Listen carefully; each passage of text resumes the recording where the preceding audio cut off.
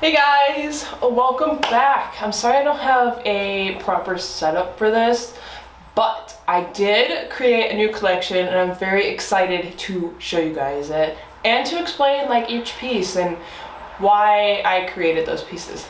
Let's get to it because I'm excited to start sharing it with you guys.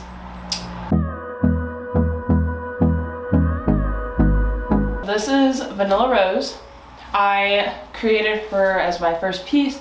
I wanted something that reminded me of spring and summer.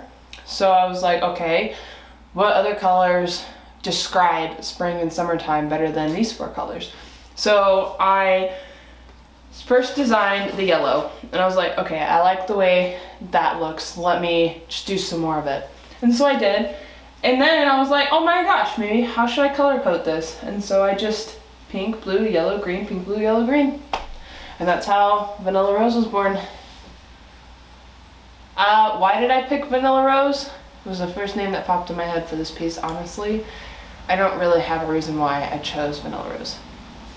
Next, I am going to show you the second piece to the MadFry collection. This is number 1 out of 5, but it's honestly number 36 out of everything. Tangerine Breeze is my second piece that I created. I wanted something that was like calm and collected with the more cooler type of colors. And I don't really use nude a lot, this nude color right here. So I was like, okay, let me pick this. And then I was like, okay, well, orange goes good with nude.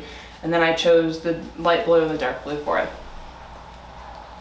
Tangerine Breeze. Tangerine came from the orange color and it kind of reminds me of like a nice breezy day. That's why I chose Tangerine Breeze for this one. This is the second piece to the collection, but it is number 37 all together with my other pieces. I love it so much. I did this little effect where it was kind of like dripping off, so like a lava lamp look to it. It drips together and I like it a lot. It's one of my favorites. So this third one, I was really unsure of like how to design it. But I came up with these colors. I wanted purple. I knew I wanted purple, and I know gray looks good with purple, and so does green. So I was like, okay, well, what looks good with those colors? I was like, dark orange, perfect. And it reminds me of the Green Goblin, or if you have kids and they're huge Spidey's fans or whatever, Spidey and His Amazing Friends, Gobby. That's how I got his name, because he reminds me of the Green Goblin. Pretty cool, huh? This is piece number 3 to the collection. I did add some Easter eggs into it. It's got little hearts there, but I'll show you the main piece that started this whole collection towards the end. I like this one a lot. I wanted this one to be different. Instead of it going this way like the first two, I wanted it to be upside down with the waves to it, or the grooves. But I'm so glad of how it turned out. This is piece number 38 altogether, but it's the third one to this specific collection. Okay, we have Beachy Waves. I created this piece right here, Beachy Waves, because I really do like going to the beach, but I don't go often. But the times I did go, it was a great memories with it. Went with friends, I went with family, had a great time. Found some really cool rocks at one of the beaches. So this is supposed to remind me of the memories that I had during the summer, because fall is coming around and nobody likes going to the beach during the fall time unless you're like looking for stuff. Beachy Waves. I chose this color palette because the light blues resemble the shallow parts, dark blue the deeper. The tan color, the light tan or the nude color, is supposed to resemble like dry sand, and then when the water hits the sand it's darker brown. And I wanted this to have more of a like slanted or more of a pop type of wave to it. This is number 4 to the collection, but it's number 39 altogether. The last piece to this collection honestly is one of my favorites. I feel like I could have done better, but I'm really happy with the way it turned out. This one I call Phoenix because even though you're towards the end, there's always a new beginning within the fire and the ashes of that end. Yep.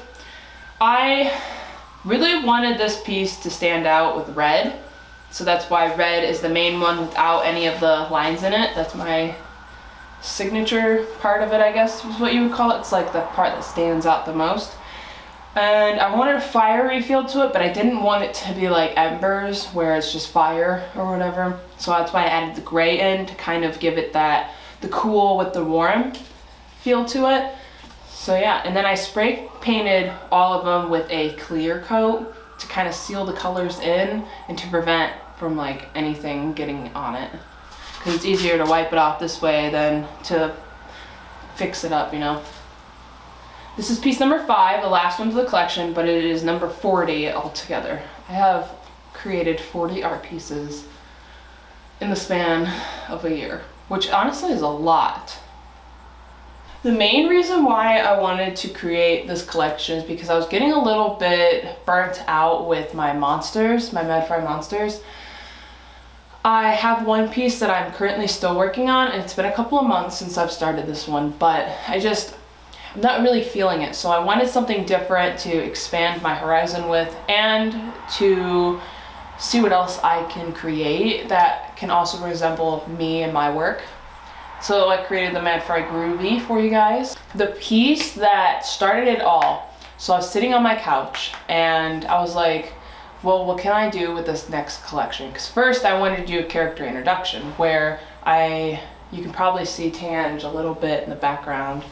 I wanted to create a collection where I talk about all of my characters, but then the Groovy collection hit before that, and as I was sitting on the couch, I looked at my wall and I have this one piece, I'll go get it for you, and I was like, I could totally remake that, and so that's how the Groovy collection started. It's because of an older piece that I created a year ago, or 2 years ago, when I was just getting started. Hold on, let me go grab that piece for you. This is the piece that started the whole Groovy collection. 2023. So I made this a year ago. I didn't put it up for sale, or I tried to sell it, but it didn't sell. And then I noticed that there's a little like dent in it, and I'm like, oh, I can't sell that now. So I kept it, and I'm glad I kept this piece. Because if it wasn't for this guy right here, there would have been no MadFry Groovy. But I really like how I worked on this one. I kind of gave it a bubble look, and that's what I was going for with it. And the color choice, I was just trying to make it, I wish I put a little bit more baby blue in there, but yeah, very interesting color choice. This one I only listed for $40 and still nothing. But yeah, my other pieces are up now on my Shopify store if you want to go over to themadfry.com. I'll have a link in the description. This time I will, instead of saying I will and not actually doing it. But they're all $70. I have a blog post up there too, talking about the different pieces and what they symbolize and what they mean a little bit more. Yeah, I really hope you enjoyed this quick video about my art collection. As always, I'll see you guys in the next one. Love ya. Mwah. Bye. See you later.